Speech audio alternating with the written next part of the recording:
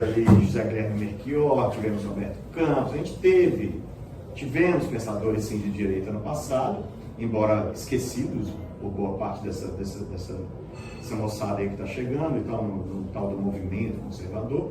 Mas eu queria te perguntar o seguinte, o que acontece? Me permite, na verdade eles não são esquecidos, eles são sufocados pela espiral do silêncio. Perfeito. Eles são sufocados pela espiral do silêncio porque tudo aquilo que ameaça, simplesmente ameaça os interesses do globalismo, né? Esse que a gente costuma chamar de globalismo, essa também chamada nova ordem mundial, que é esse movimento de pessoas absurdamente ricas e influentes, que são simplesmente viciadas na sensação de poder que experimentam quando controlam tudo que ameaça os interesses dessa gente de manter isso, eles sufocam de uma forma sistemática, desumana, né? Eles controlam mídia, eles controlam editoras, eles controlam as grandes empresas, eles controlam as verbas, eles controlam os políticos porque eles elegem, toda aquela burocracia que existe em torno da eleição é justamente para impedir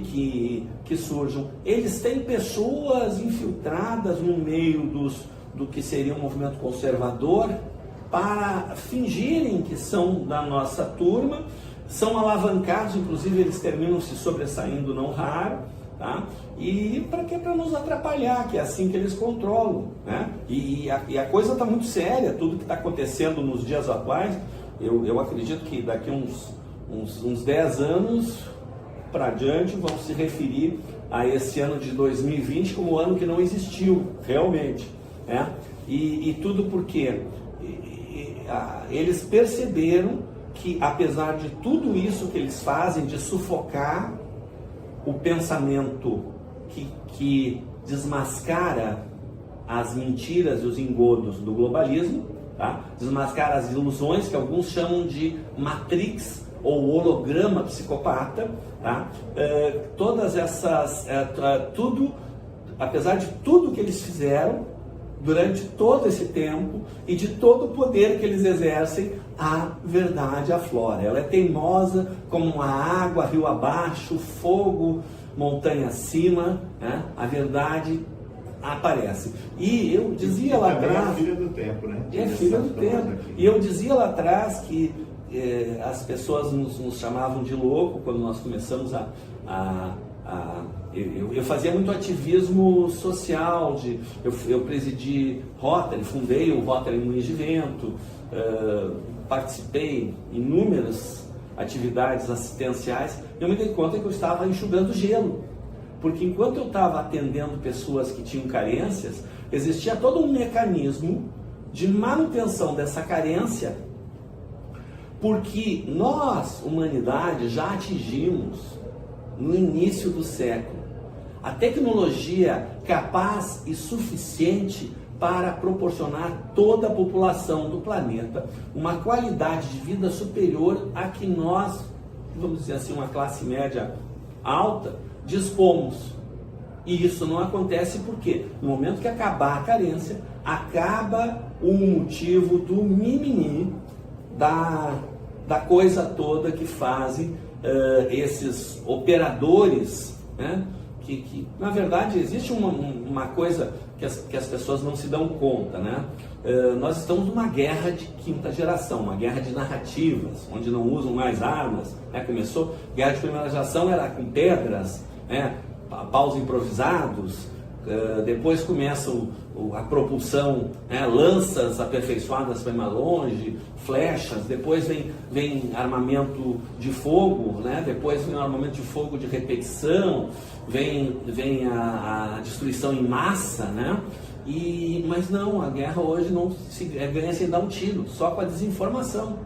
Com a desinformação, porque as pessoas não se dão conta como é que funciona o processo de pensamento de comunicação. Quando nós estamos num paradoxo, nós ficamos incapacitados. E incapacitados, nós estamos indefesos. Quando nós sentimos medo, nós estamos incapacitados, porque o medo faz com que a nossa fisiologia canalize energia para o cérebro réptil, lutar ou fugir. E o fugir consiste justamente em criar uma imunidade cognitiva com relação àquilo. Então a pessoa não quer saber. Então é tudo uma guerra de quinta geração. E fundamental numa guerra é você seguir, você seguir estratégias, né?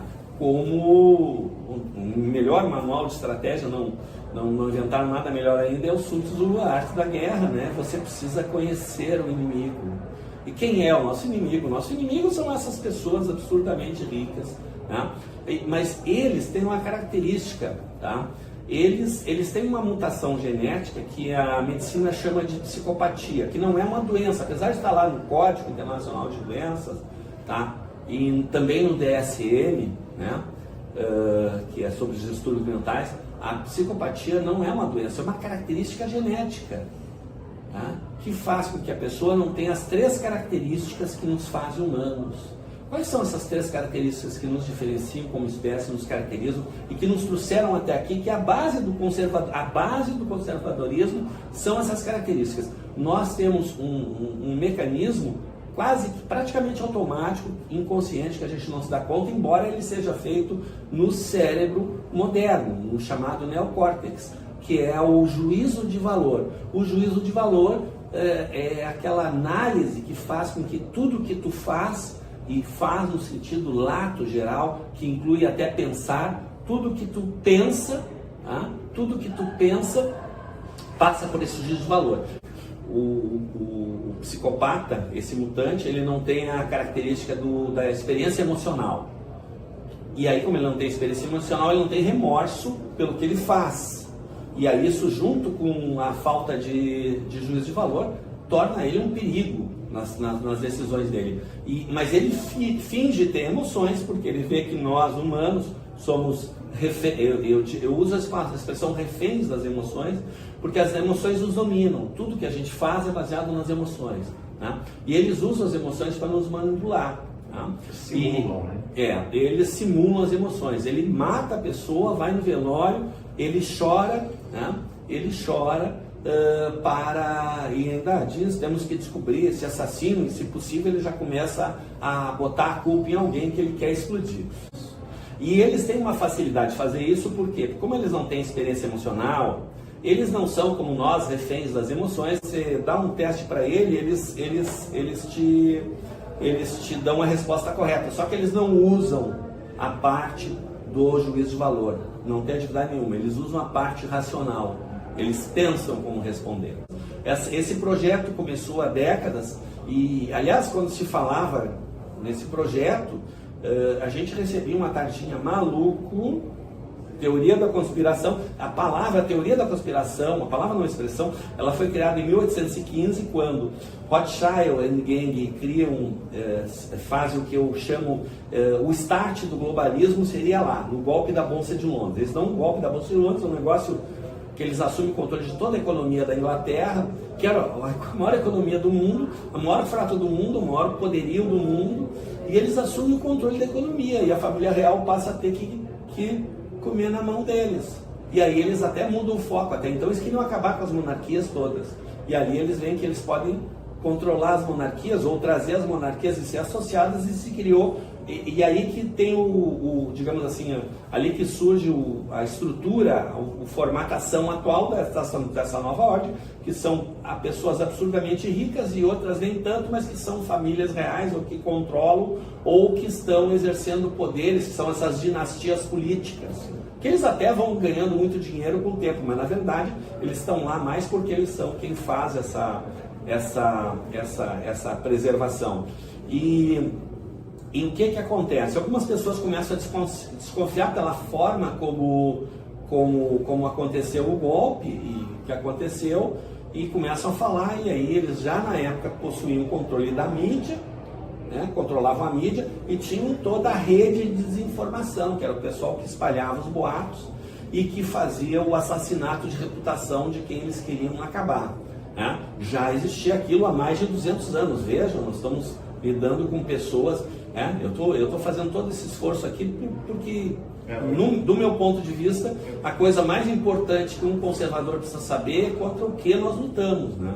que são essas pessoas absurdamente ricas que controlam tudo. Né? Então, o conservadorismo seria, na verdade, aquela atitude de buscar aquilo que vai proporcionar o desenvolvimento humano.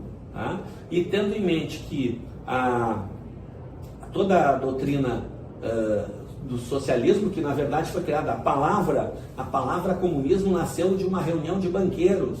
Eles viram a desgraça, eu não vou falar aquela palavra com M, pontinhos, que começa, que foi a Revolução Francesa, a maior farsa a Revolução Francesa, tá? A maior farsa a Revolução Francesa, porque liberdade, igualdade, fraternidade, o negócio era uma carnificina sem tamanho, e incontrolável. A divisão esquerda e direita era uma coisa artificial e que eles tentaram usar aquilo para controlar e que também não deu certo. Então eles chegaram à conclusão que eles precisavam de uma doutrina que tivesse pontos em comum com as principais formas de pensar para facilitar a sua aceitação e para reduzir a possibilidade de rejeição. Então, pontos em comum, comunismo. Então, toda essa doutrina ela é uma ficção que parte do pressuposto, né, de que nós podemos pegar um pedaço de esterco pelo lado limpo, né, e de que as coisas podem ser ótimas. Não existe. Né? A vida é uma competição, em competição sempre vai ter os que perderam. A vida é uma competição. E sem competição não há progresso nem produção de bens e de alimentos. Né? A questão toda é, nós podemos ter uma competição sadia em que mesmo aqueles que ficam em segundo, terceiro, etc., tenham acesso a bens, porque a tecnologia nos permite. Só que eles não deixam isso acontecer. Tudo era com